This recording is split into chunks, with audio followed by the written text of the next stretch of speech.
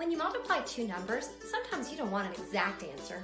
You want an estimate. Let's say we have 92 marbles in each jar, and we have 6 jars, and we want to know approximately how many marbles we have all together. So we can round 92 to 90, 9 times 6, which is 54, and tack on our 0.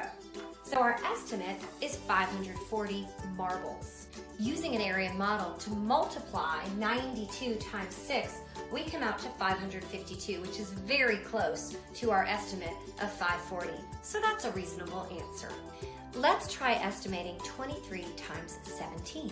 We can round 23 to 20 and 17 also to 20. Use your facts. 2 times 2, which is 4, and tack on 2 zeros. You multiply 23 times 17. And we come out with 391, which is very close to our estimate of 400. We've used compatible numbers. Those are numbers easily multiplied in your head. Use compatible numbers when you want to estimate your products.